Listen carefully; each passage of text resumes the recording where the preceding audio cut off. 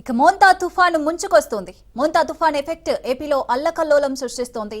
సముద్రంలో రాకాసి అలలు ఎగసిపడుతున్నాయి. పశ్చిమ మధ్య బంగాళాఖాతంలో మోంతా తుఫాను వేగంగా కదులుతోంది.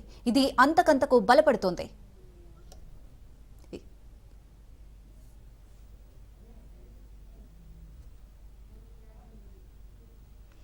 గడిచిన 6 గంటల్లో గంటకు 12 కిలోమీటర్ల వేగంతో కదులుతోంది. ప్రస్తుతానికి మచిలీపట్నంకి 160 కిలోమీటర్లు, కాకినాడకి 240 కిలోమీటర్లు, విశాఖపట్నంకి 320 కిలోమీటర్ల దూరంలో కేంద్రీకృతమైంది.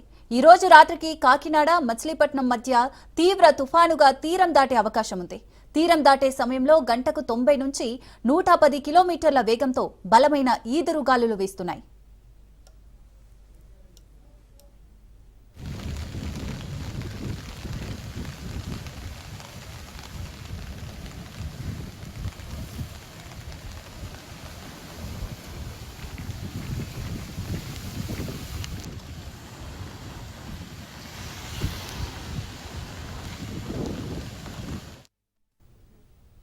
ఇక తుఫాను ప్రభావంతో శ్రీకాకుళం నుంచి నెల్లూరు వరకు అతి భారీ వర్షాలు, మరికొన్ని చోట్ల అత్యంత భారీ వర్షాలు కురుస్తున్నాయి.